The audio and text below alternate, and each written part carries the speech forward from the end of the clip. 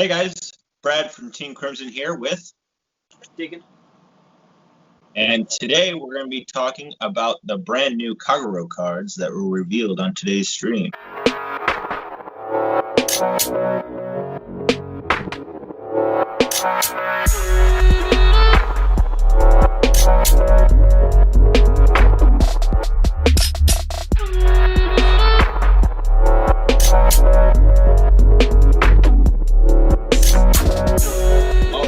So we actually did not get a lot of news today, guys. Not a whole lot going on, but we got two pretty awesome Kagero cards that I'm very excited to talk about. Weights in a month. I'm gonna kill you. Okay. Jesus. Okay. So yeah, let's go ahead and talk about that. But I will say that no, that I'm very, very excited for these guys. I think they're going to be super solid.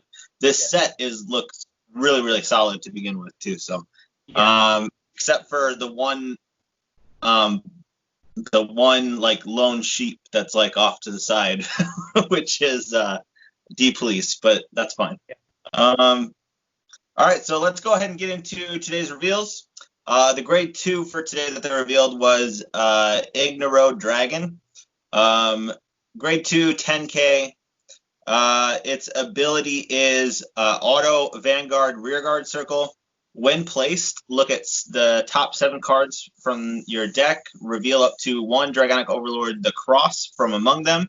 Put it into your hand and shuffle your deck. Also has the ability of Auto Rearguard Circle when your Vanguard attacks.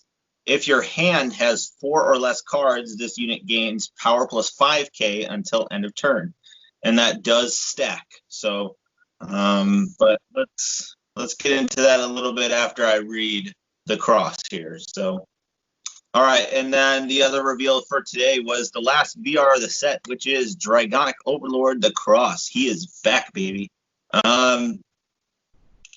So he is obviously grade 3, 13k body force. Act Vanguard Circle once per turn. Cost Soul Blast 1. Search your deck for up to 1 card with Overlord in its card name that is different from this unit's name. Put it into your soul, shuffle your deck, and this unit gets all of that card's names and abilities until end of turn. Continuous Vanguard Circle. When your card effect would count the number of cards in your hand, it is regarded as 0. Continuous Vanguard Circle. If your opponent's Vanguard is grade 3 or greater, this unit's drive cannot become 0 or less. Ooh, that's spicy. Ooh, that's spicy. Yeah, so this is quite good. If you could not tell. This is obviously meant to be used in conjunction with the end. And you can basically do what every other standard deck is doing right now and just be able to go off right away and just smack your opponent hard. And if they don't have the right stuff, the right shield, they might die because this is quite excessive. So this is basically just enabling the end, so you can go into triple swing right off the bat, even while your opponent's on grade 2, because you'll have the Overlord, the end, and the soul. So yeah, you can do all that. You'll have the 2 drive checks, then the 1 drive check, and then the 0 drive checks. If your opponent is on grade 3, that means it cannot go down in the drive checks. So it'll be 2 drive checks, 1 drive check, and another 1 drive check. So that's quite cool, especially considering that you have to discard 3 for the end. So discard 3, you're basically breaking even for the turn when your opponent's on grade 2, and then otherwise you're actually going to +1 card during the turn and have the 3 attacks. And then this also works in conjunction with the Overlord Dragon, because that means each swing it'll gain power plus 5k. So that means it'll gain 15k via 25k swing by itself. So that is quite awesome. Yeah, and my favorite part about this card is that it fixes the problem with the end of hand size requirement. So you can sit there with 8 cards in hand and still use the triple restand because you don't have to diminish your hand so much to where you're ending the turn with 1 or 2 cards in hand. So yes, my favorite part. And the deck can go back to playing like Kagero used to for a very, very long time, of playing more draws. So we actually don't have to be afraid about playing the draws in the deck like we did with the regular the end build back over a year ago now.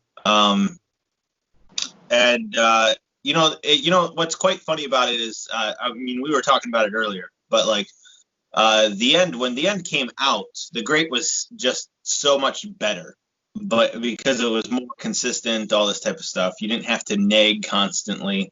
But with the end, when the end came out, it seemed like it could be good, but it was overcosted even for its time.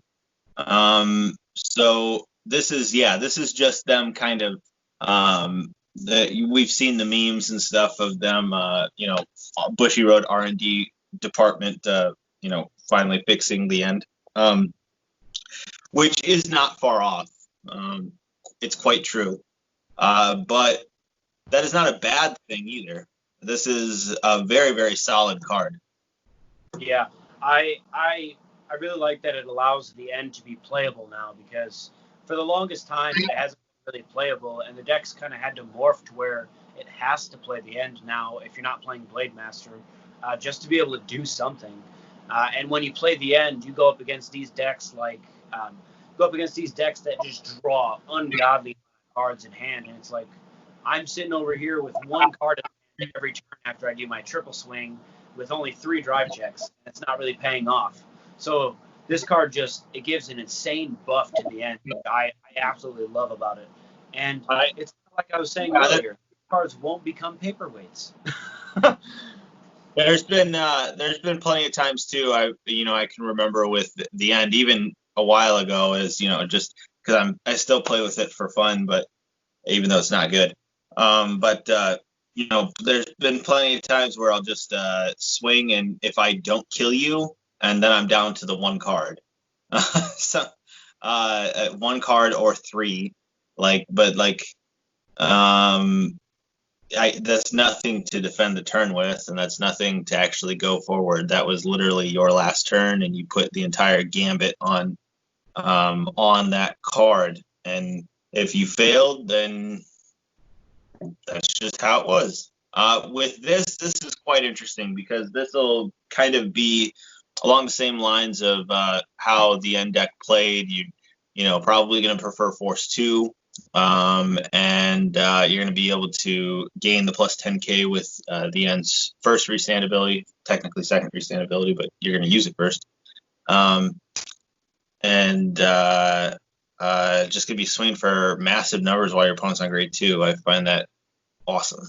Yeah. I love every second.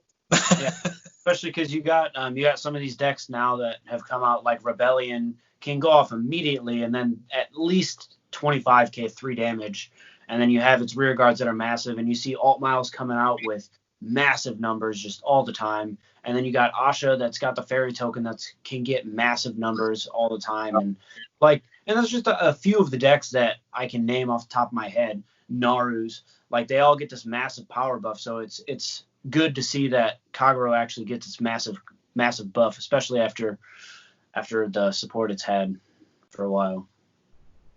Yeah, I haven't had support in a year now.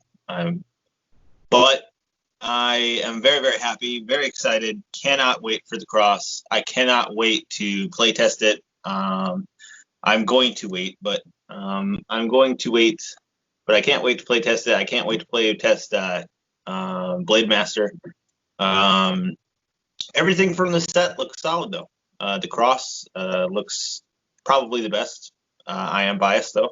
I'd probably say Alter Ego is the next best one, and then probably Blade Master after that, and then Susanoo. Susanoo still isn't bad. It's just they're all very good. Yeah. And then the last VR we don't talk about because it's not really a VR, but yeah, it's triple rare with the VR label. Yeah, correct. That I'm convinced they just decided to copy and paste a few other cards' skills to make it, but it's okay. Copy paste. All right, but that's it from us, guys. We will be having some more videos later in the week. We'll be posting another Crimson debate, I believe. That topic, I don't remember the topic. It's already filmed, but I don't remember the topic. I was going to give you a sneak peek. I'm sorry. I apologize. But we are going to have another Crimson debate later in the week. So please look forward to that. And then there might be some news coming out Friday. We're not sure about that yet either. So we might, if it is the news that we think it's going to be, we're definitely coming out with a video for that too. So, but that is it from us. We will see you later in the week. Bye.